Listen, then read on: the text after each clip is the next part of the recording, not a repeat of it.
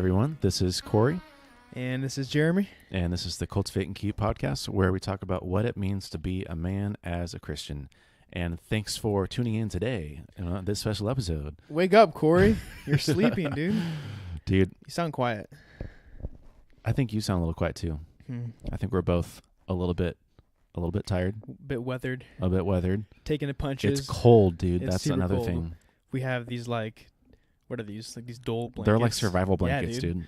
Take them in your backpacks, man. They're crazy. Yeah, dude. Here in San Diego, sunny California, it's like 60 degrees. I'm about to. I guess it was like 34 this morning, or like 32. Yeah, actually, I think it. like I think it cold. snowed in Alpine. Actually, my cousins sent me a video. Really? Yeah, Man, which is pretty out nuts. in the boonies, man. Yeah, and it's also a bummer because saying about Palm Springs and how we're going there next week for our first wedding anniversary. Well, I guess it's it's the longest cold streak in Palm Springs in like 100 years. It hasn't gone above 80 degrees in like 90 days or something like that. Why is that a bummer? Because we're going there to go like lay in the sun and like go in the pool, and it's freaking cold. Yeah, but normally it's like, I've never been to Palm Springs, but from what I understand, it's like stupid hot. So it is stupid hot. I feel like but you'd be right like now it's supposed to be good hot. Like warm. Oh, know, gotcha. Like 80s, 70s and yeah, 80s. cool. Yeah. Wait, what is it, like 60s, or is it just... Yeah, it's like 60s. It was supposed to rain. Now it's not raining. Really? It's supposed to be like cloudy though. So it's kind Well, of maybe it will like not be that way. Maybe it just says rain and whatever, and then it's going to be hot. Hopefully. So, all right. Well, thanks for listening today into our ramblings. Quick shout out to our Patreon supporters. Yes. Shout out to Dan. Shout out to Caleb. Shout out to Ryan. We love you guys. Thank you once again. If you'd like to become a supporter, you can go to cultivateandkeep.com/support. And that is it. You want to jump in? Well, I also wanted to share, because we announced it, I think, the last 2 episodes, but in case people missed, we've had a few people reach out to us from... Yep. Where are they from? I'm not sure. I forget now. Like North Carolina. Doesn't really That's matter, only one but that I remember. Just cool that like people outside of our like circle of friends and outside of our community are recognizing the podcast and finding it. So that's cool. It was encouraging to hear that's having somewhat of an impact. And definitely. Yeah, feel free to reach out anytime, talk with us, chat with us, tell us where you're from, kind of what you're going through, where you're at in life, and it's always fun. Send us a middle name suggestion, and we will give you a middle name shout out. That's an inside classic joke podcast hack. Yeah. Bye. Okay, enough jibber jabber. As my good down friend to it. Corey says. So I have a story that I wanted to start this off with. So I was at my small group last night, and I lead a small group of high school boys, and they're freshmen. So I think most of them are like, what is that, 13 to 14? I think we have 14. 2 kids that are actually 8th graders, so they're like 12, like just really young. And anywho, so we were playing this game last night that I've been doing for probably like 9 or 10 years now with small groups. And it's been a while since we were like probably freshmen or sophomores in high school. I've been doing this game, and it's Dares, even the Dares. Okay. And so I thought it might be Dares. Yeah. So no. It's like nothing special. I mean, it's whatever. So the game is basically you have a group of boys, right? And our group has like 12 kids in it. And what we do is I give everyone a piece of paper, like a small little piece, and everyone has to write out a dare that someone has to do in the group. And it can be things like eat a spoonful of dog food, or go jump in the pool when it's wintertime, or like, I don't know, go running down the street in your boxers, or whatever. Like, it's always random, silly stuff, right? Some of it's like eating random junk. Some of it is usually like... has to do with being gross. Yeah, it's normally gross, like and absurd. with like borderline making you throw up, that kind of stuff. And the fun stuff. Yeah, the good stuff. And so everyone writes a dare, and you put it in like a jar, and then we roll dice. And so, whoever rolls the highest number has to draw out of the bucket and do the dare. And it's fun. Like, picture 10 to 15 guys like around a circle, like, and you're scared. Like yelling and screaming, because it's like intense, and no one wants to have to be the one to drink the random conjunction of stuff in the fridge, whatever we do, right? So no one wants it. And so, well, it's scary too, because you roll the dice and then you pick the dare. Well, if you're the highest one, right? So like, you don't know what dare you're rolling for. You have no idea. You just don't want to be the one who has to do it. And you add in like a group of 10 to 15 guys yelling and screaming. Everyone's like into it. It's fun. It's a cool environment. And so everyone rolls, and at the end of the circle, whoever has the highest number is gonna have to draw. Yeah. And oftentimes, like, you'll have like a tie. So like there was many times last night. That's right. Last night we did like a few times we did like the lowest number, and there was one time a kid had a 3, and he's like, shoot, like I for sure have to go. And then like the last person was his turn to roll, and he also rolled a 3, and we were like, everyone's like freaking out. And so then it was like sudden death, and then they were rolling, and then again they got the same number, and for a third time, and then finally like a kid lost. And so that was funny. We did it once, kind of creative. We said, all right, this time we're going to roll, and we're not going to decide whether it's the lowest or the highest number goes. Everyone's going to roll, and at the end of the round, we're going to vote as a group who has to go the lowest. So basically, or like, you get to vote who does. That's what we said. So we're like, basically, you're deciding who you'd like the least. It was a joke, but anyway, that was funny. That turned out to be like super complicated because, like, I guess the 2 lowest tied and 2 highest tied. So it was stupid. It was like a stupid rule. Yeah. After we did it once, we were like, I forget this. Anyway, so that's the game. It's kind of the background. And last night we were playing this game, and like I said, I've been doing this for like 9 or 10 years, right? And it's always been fun. And the way we've always done it is that you have to play. Like, there's no option. I mean, it's a group of guys, and if you come to group, like, you're going to participate, and you have to play. And there is no like not doing a dare. If you draw, you have to do it. Yeah. And especially like if you get it, then like there's no way that you're going out. Yeah. Or you're getting punched in the arm. Yeah, so that's typically what we do. Like, if you don't do it, there's always a consequence. So I think our group back in the day, we used to say like everyone had to like punch you in the arm, which was bad. And we had like 25 guys in our group. So that was like big. Our group now is smaller. I feel weird. Like, so back then I wasn't the leader. I was just like a student, and so that was like Johnny Yoa. Yeah. But now I feel like in our freshmen, I just feel bad. So I think our rule now is like if you don't do it, then we get to, as a group, like create a new dare for you. So it's like more risky. Anyway, so what happened was there was this kid. Won't say his name, but he's a freshman, and he's pretty sensitive, and he's kind of always we've had some issues with him being sensitive and not like going along with things. And so we're playing a game, and like I said, there's no option. Everyone's playing it, and some kids I have found are really into it and like have a lot of fun, and some kids are like, you can tell they're like afraid or they don't want to do it and they have a poor attitude. And this kid definitely has more of a poor attitude, but what's interesting is with his attitude, he also will like talk a lot of smack, and so he's like really into it and like giving others a hard time, but he doesn't want to do dares himself. And so that makes me like want him to do it all the more. I'm like, definitely. You're definitely doing it. Yeah. And so we're playing a game, and he drew the first dare, and he had to do it, and it was simple, but it was gross. Like, he had to like dip his finger in like the toilet, whatever, and like brush his teeth with his finger for 30 seconds. My God. Right? So it's gross, like stuff like that, just to give you an idea. Hope you guys that are listening don't like have less respect for me, but that kind of stuff. I didn't write the dare. I'm the new favorite now. I let the kids do it. Anyway, so like that was the first dare he did, which again, like that's Corey, you put the game, that's not like it's not the worst you can get. That's disgusting, but it's like lightweight for sure.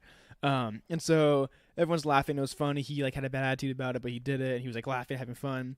And then of course round 2, he had to go again. Like, he got picked again, and he instantly like his demeanor just dropped. And I had a feeling it was going downhill, but of course I pushed him through it, and we were still doing it. And this time his dare was he had to eat a spoonful of dog food, and so we all go around the counter. And again, like pictures everyone like around the counter like screaming and yelling. Everyone's having fun. Yeah. And this kid just like refusing to do it. And we give him like a tablespoon, and like after probably 5 minutes of us like going back and forth and debating like as a group with him, I took off like over half of like the portion, so it was like barely a teaspoon, and he still like wouldn't do it. And everyone's like talking, so I look away and I'm talking with people. Again, everyone's like having fun, it's lighthearted, and I look over and I see him like turn his back towards everyone, and I didn't know what he was doing. I thought he had his phone out, and before I know it, he like grabs his backpack and walks out. And I was like, and like no one really saw but me, and so I looked at the other leader. I'm like, hey, like keep playing. I'm gonna go like talk with him.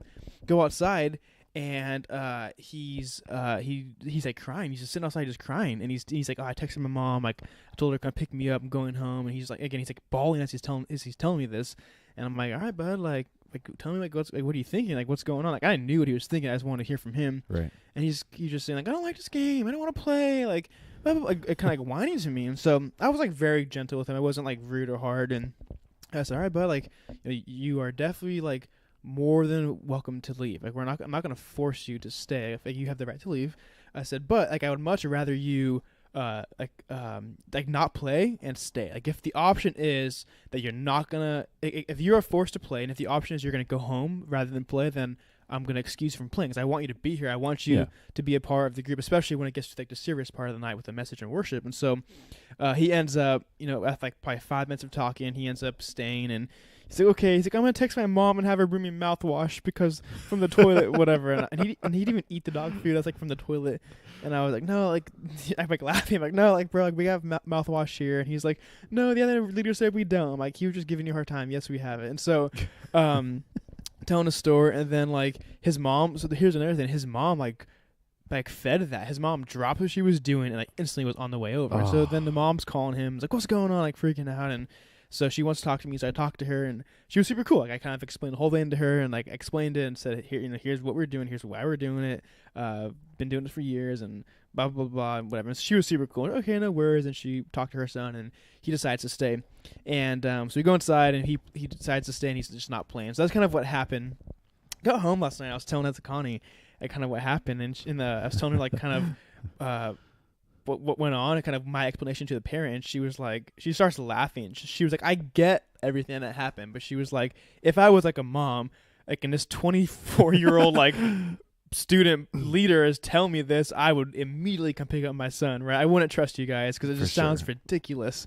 And anyway, that's kind of what happened, and it's a funny story, kind of a good like leading point to what I want to talk about. But kind of what I want to talk about tonight is like the idea of like if we're given a choice, like if we have an option to do like what's hard or to have like an easy, smooth way out, like do what's hard. Like that's going to be the better thing for you long term. Eat the dog food. Eat the dog food.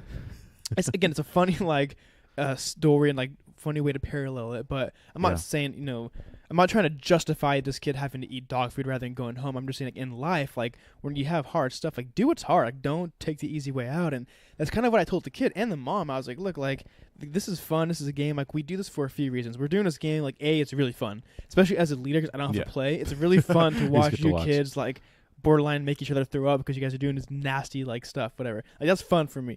But I said, but on a more serious note, like I think it's good. I think it's good for you guys all to be together and to be doing like a rambunctious, like fun, like in a safe environment. This is good. It's good for you guys to be having fun while doing this. And then said also, I think the principle behind like having to be like a little uncomfortable and having to do stuff that just isn't like all that great, but like choosing to do it with a good attitude, it's like good for you. And I think what you're gonna find as you do this stuff, like, it's not as bad as you thought.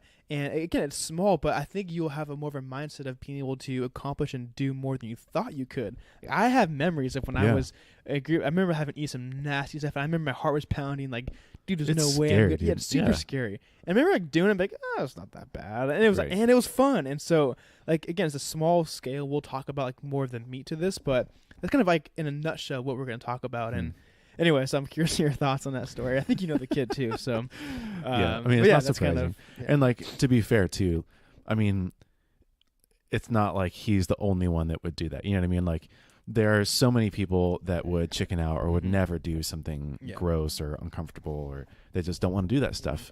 But I think also like it really is such a good lesson because it's not like you're just doing hard stuff because like for no reason.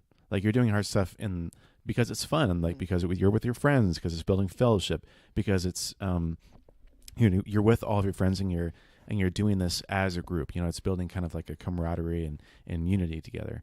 But I mean, there's so many other, like, going back to just like the dare itself, like it's super lightweight. You know what I mean? Like, just thinking about the stuff that like we did, and I'm pretty sure someone pierced their own ear or had their ear pierced by like not even like a piercing Kyle tool. Moberg, I think. I'm pretty sure it was Kyle. I think it was his first night. It was his first night there. You're right. He had to pierce his ear. Yep. And did someone else do it for him, or did he do it himself? I'm guessing Cody did it. I don't remember, but yeah.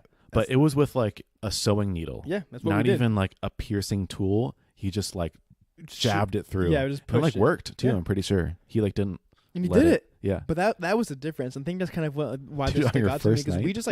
we just did it. Like, it sucked, but like whatever, you're gonna do it. And with these kids, it's not like that. They like they think the option is to not do it. Right. And like, you literally have to do it. Like, there is no, unless you call your mom and leave, well, then I have to let you not do it. Yeah. But force your hand. Yeah, dude. I think we had one of our supporters, Ryan. He one of his. So we had a home that was overlooking a canyon.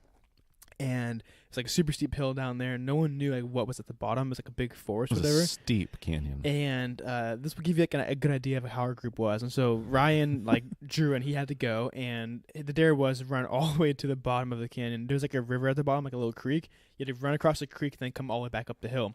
And I'm not sure why, but Ryan did it, and then 2 kids just volunteered to go with him, and they all took off their shirts. Like it was like a fun thing. Yeah, it was run down the hill, and it was like dark at night. Yeah, it and was like sketchy and like not fun. It was like a steep hill, and they were gone for like 15 minutes. It was like legit. Anyway, they did that, and then afterwards I came up, whatever, and like the following day, Ryan ended up getting like crazy poison ivy. Like he had like boils on his body, like blisters all over his body. It was like insane, like not almost, and like out of school for weeks. Yeah, it was crazy.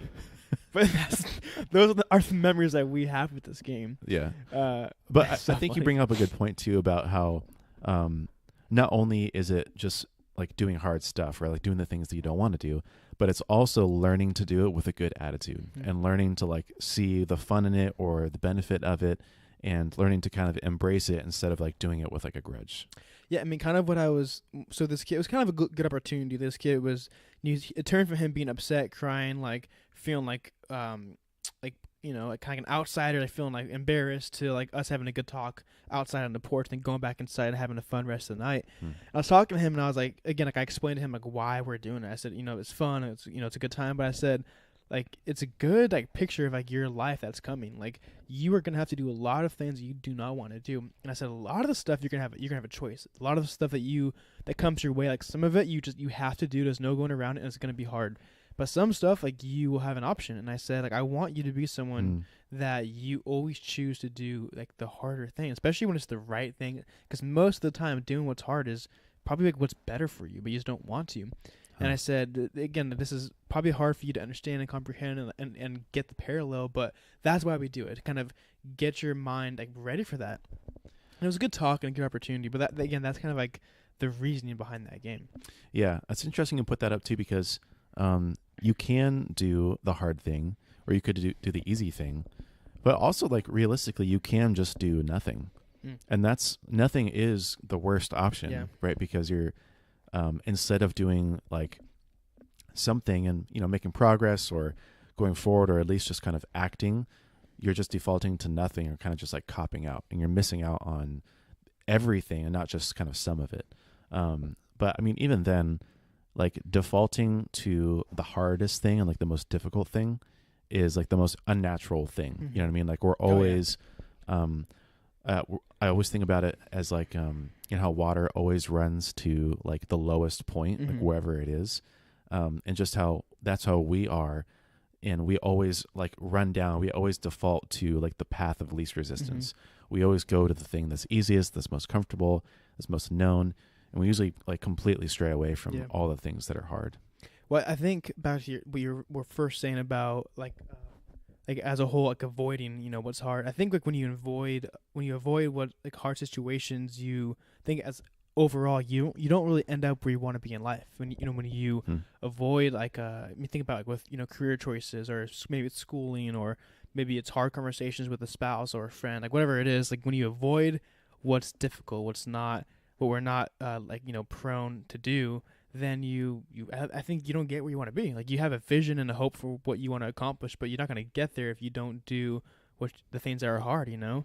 And it's like an interesting like way it works. But I think when you do like what's easy in life, like your life becomes hard. And that sounds right. Like doing easy things will give you like a hard life. And that's like a broad general statement that not always true, but I think just, you know, in the grand scheme of things, like doing what's, like you're saying, the path of least resistance is not going to do much for you. I mean, that's what is normal. That's what everyone does. And so if you do what's easy, you're probably going to have a harder life. You're probably going to have to deal with more junk and more, you know, baggage and all that. And so I think just by and large, doing what's hard is better, and it's good. Yeah, definitely. And we had done an episode, I think, way earlier. I think we called it something like Easy Choices, Hard Life, Hard Life, Easy Choices, or Easy Choices, Hard Life. The first one was right, I think. Yeah, and I think that's really true. Like what most people want for their life is, I want to, like, you know, go travel the world. I want to have a nice house. I want to have lots of kids, nice car, great career, you know, retirement for me and for my kids. and you want to accomplish great things. I want to write a book, or I want to start this ministry, or you name it, start a business or a coffee shop, whatever it is. But all those things that we want are on the other side of this this hard choice that we have to make, this hard thing that we have to do. The hard things that we have to do time and again, day after day, the kind of just putting in the work and just grinding away at it. Yeah, like how you said, like day after day, like I think just that consistent, like maintaining like a spirit of expectation and maintaining just like a mindset of you're going to keep going no matter what and doing like the same thing over and over again. I think that leads to kind of getting over that hump to the other side to like get what we want, to have that fulfillment. And I think, again, this principle just boils down to like, that's often what it takes. Just being willing to do like the harder choice is going to get you where you want to be. So kind of it. I mean, I'm not sure if you have any more thoughts, but simple, but I think it's a good illustration and a good story because it brings up good things to think about, and it's a good talking point. Yeah. And I think like spiritually too, if you think about, like, again, we kind of in life always default to the path of least resistance, but the path of least resistance in our hearts is to sin, and so like, I'm glad you brought that up. Every day to be a Christian is to choose the hard thing and to reject sin. And it's to do the hard thing, which is the opposite of it, which is to forgive someone or to love someone or to admit something or to confess something. And those are all very like, the Christianity is kind of like the struggle, you know what I mean? Like it's every day waging war against yourself and choosing the harder thing rather than the easier thing. Okay, so what about I like that, but what about with that someone who is going through like a battle like with sin, right? And they're fighting it. What about with someone that has the mindset of, you know what, like sin is sin, like I'm just gonna be transparent. I'm gonna admit like, here's my sin, here's what I'm struggling with, but at least I'm honest. I think a lot of people have that approach to sin. Like, you know what, most people think everyone has their sin, but most people are lying about how they're actually doing. And so I think some people convince themselves that it's okay to sin if you're just honest. Like, what are your thoughts on that? Like I just like last week I was talking with a buddy of mine, and he was like, "Yep, like I'm doing this, I'm doing that. Like it is what it is." And he's like, "But like so is this person, but so is that person, but they're lying about it." And so that was literally their mindset, that it's okay because they're honest. And I've had that talk with like a lot of people recently. It's been coming up, and it's weird because I appreciate like that honesty, and I think it's rare to have someone just be real. And so it's almost refreshing, but at the same time, it's sad because like sin is sin. Yeah. Anyway. Well, I think about a couple stories in the Bible. The one that like really sticks out to me is when this woman has been brought out into the streets to be stoned because she was found to be an adulteress, and she's having an affair or with a man who's possibly married, I think maybe. And so the people are all kind of around her, ready to stone her. And Jesus says, basically, hey, if you have never, lusted after a woman, cast the first stone, like, please go for it. And everyone ends up leaving. But then what he tells the woman is, okay, your sins have been forgiven. Now go sin no more. Go and sin no more, essentially. And so I think that, like, it's sort of like you're halfway there. If you're ready to be honest and admit your sin, admit, like, if you know what you're doing is wrong, but you don't do anything, it still doesn't count for anything. Like, it still doesn't matter. You're only halfway there. You need to go the full length and repent from the sin and change the way that you're acting in order for things to be, quote unquote, okay. Yeah, I like that. It's good. All right. Well, I think I'm good, Corey, unless you have any other thoughts you want to touch on. That's good. Let's wrap it up. Short and sweet. I like it. Well, Corey, take us home, bro. Take us home. All right. Well, thanks for listening. You can subscribe. You can leave us a 5 or 6 star, preferably. 6 stars only. 6 stars only. Nothing more, nothing less. Sorry. 6 star only review on iTunes specifically would be great. Tell your friends about it. Definitely reach out to us anytime on Facebook or Instagram. Email us at cultivateandkeep.com, and we'll see you in the next one. Peace.